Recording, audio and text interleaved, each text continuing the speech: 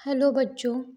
तो आज के इस लेक्चर वीडियो में हम स्टैंडर्ड 9 का chapter number 14 substance in common use इस चैप्टर का लेक्चर नंबर 3 स्टडी करने वाले हैं। तो देखो बच्चों, प्रीवियस लेक्चर में हमने जो हमारे सॉल्ट होते हैं उसमें दो सॉल्ट का स्टडी किया था।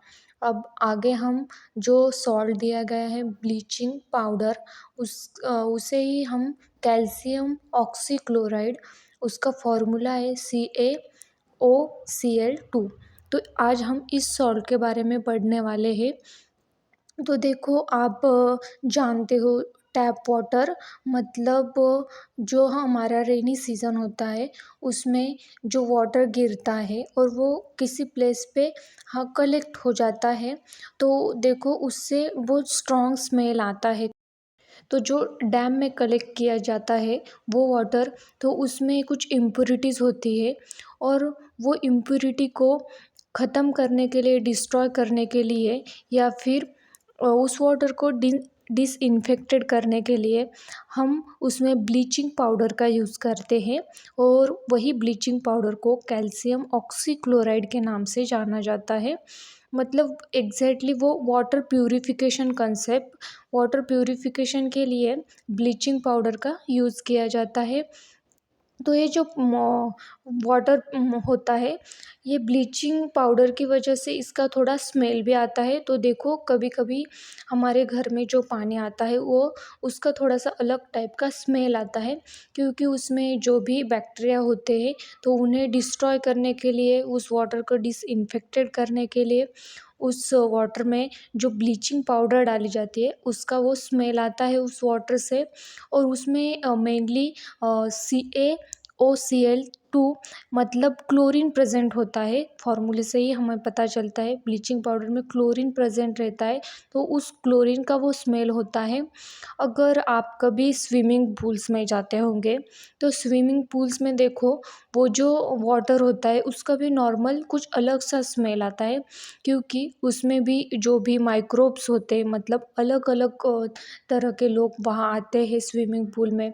अगर किसी को कोई डिसीज़ होगा या फिर वाटर में कोई माइक्रोब्स फैल रहे होंगे तो उन्हें डिस्ट्रॉय करने के लिए, उनकी वजह से किसी और को इन्फेक्शन ना हो, इसलिए उस स्विमिंग पूल के वाटर में भी ब्लीचिंग पाउडर का यूज़ किया जाता है।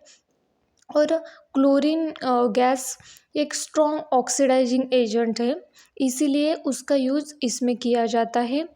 CaOH2 calcium hydroxide plus Cl2, इससे हमें CaOCl2 मतलब ब्लीचिंग पाउडर कैल्शियम ऑक्सीक्लोराइड, इसका फॉर्मेशन होता है और वाटर का फॉर्मेशन होता है CaOCl2 प्लस CO2।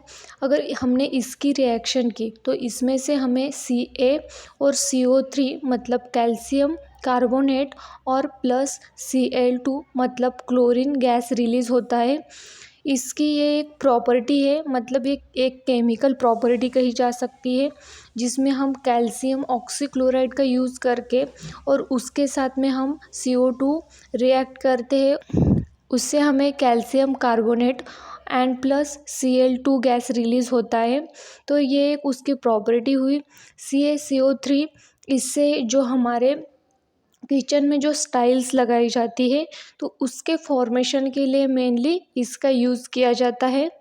तो ये सब जो बेसिक कॉन्सेप्ट थे हमने ब्लीचिंग पाउडर मतलब कैल्शियम ऑक्सीक्लोराइड के बारे में स्टडी की। अब देखो आगे देखते हैं प्रॉपर्टीज़ एंड यूजेस। तो हमें कैल्शियम ऑक्सीक्लोराइड की प्रॉपर्टीज़ है, bleaching powder is a yellowish white colourless solid substance. तो ये जो होता है ये एक colourless, yellowish colourless solid substance होता है। येलोइश कलर्ड का ये एक सॉलिड सब्सटेंस दिया गया है होता है। तो इसका जो केमिकल नेम है वो है कैल्शियम ऑक्सीक्लोराइड और इसका फॉर्मूला है CaOCl2 कैल्शियम ऑक्सीक्लोराइड। तो it is has a strong order of chlorine gas, मतलब क्लोरीन गैस जो होता है उसका बहुत स्मेल स्ट्रॉन्ग होता है।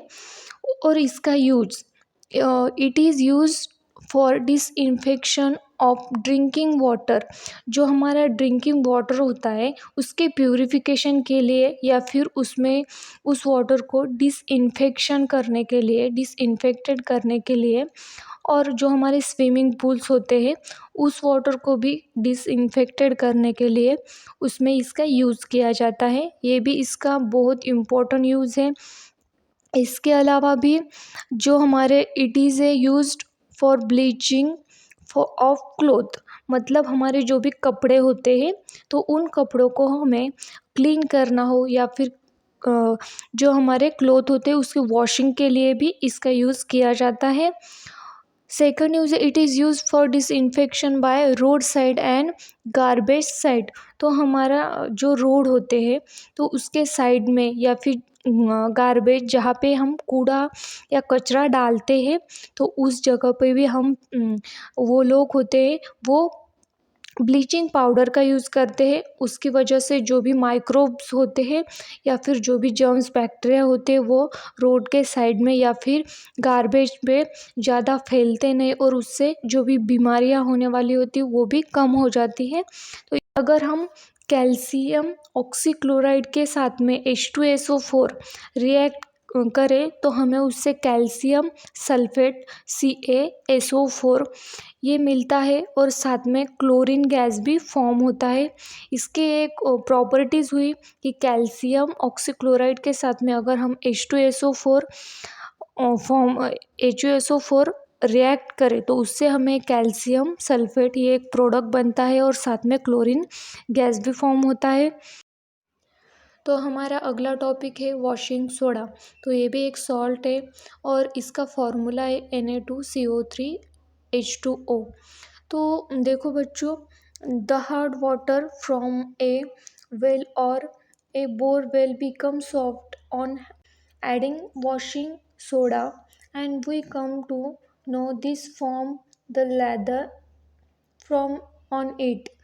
तो देखो, हमारा जो बोरवेल का वाटर होता है अगर उसमें हमने वॉशिंग सोडा डाला तो वो क्या करता है, उसमें जो फेस बनता है तो उसे वो कम कर देता है, और उसकी वजह से कपड़े ठीक से क्लीन नहीं हो पाते, क्योंकि वो जो साल्ट होता है उस सॉल्ट को वॉशिंग सोडा, वो जो सॉल्ट होता है उसके साथ में वो वाटर ठीक से रिएक्ट नहीं हो पाता, क्योंकि उसमें जो इम्प्योरिटीज़ होते हैं वो उसे ठीक से रिएक्ट नहीं होने देती। लेकिन जो नॉर्मल वाटर होता है तो उसमें, नॉर्मल वाटर में अगर हम सोडा मतलब वॉशिंग सोडा का एडिशन करें तो उससे कपड़े बहुत अच्छे से क्लीन होते हैं।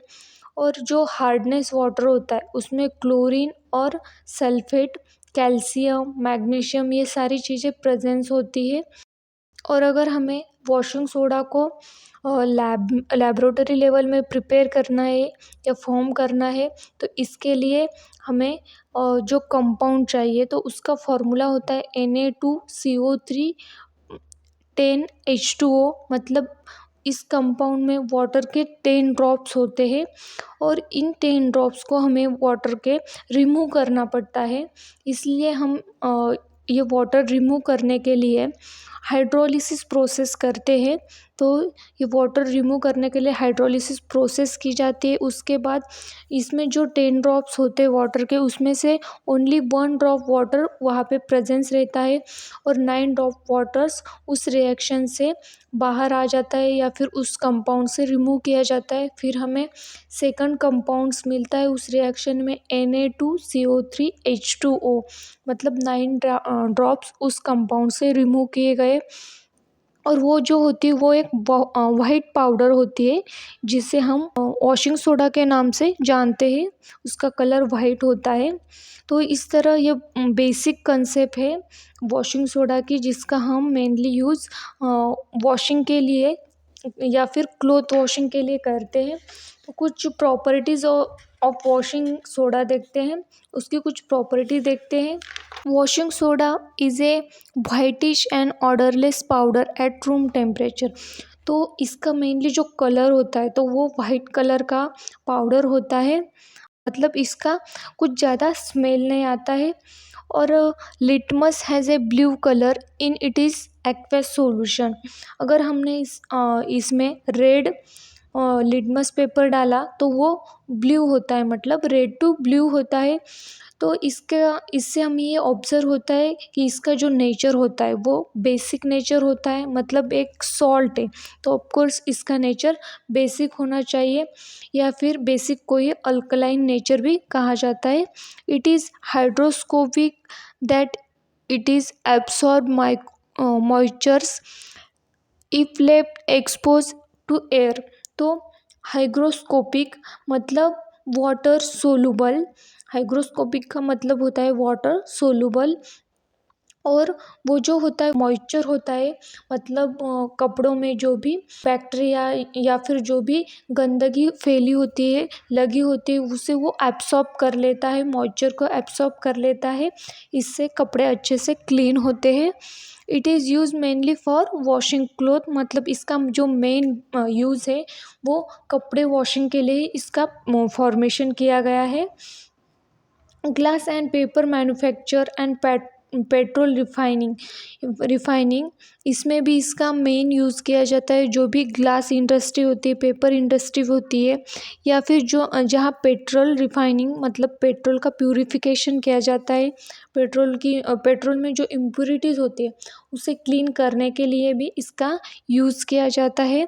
तो ये एक बहुत इम्पोर्टेंट यूज़ है। तो नीचे एक रिएक्शन दी गई है, write down the reaction of Na2CO3। अगर Na2CO3 विथ H2SO4 हम इसको रिएक्ट करें तो Na2CO3 इसमें से सोडियम और H2SO4 से SO4 का ग्रुप, ये दोनों कंबाइन होके NaSO4 ये प्रोडक्ट का फॉर्मेशन करते हैं। और लास्ट में जो प्रोडक्ट बचता है वो होता है H2CO3।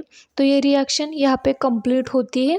तो आज का ये लेक्चर वीडियो कैसे लगा है कमेंट में ज़रूर बताना, और आगे आपको जो टॉपिक समझ ना आए या फिर जिस टॉपिक पे ज़्यादा एक्सप्लेनेशन चाहिए वो ज़रूर बताना। और जिन्होंने अब तक चैनल को सब्सक्राइब नहीं किया है वो जल्द से जल्द चैनल को सब्सक्राइब कर लें। Thank you.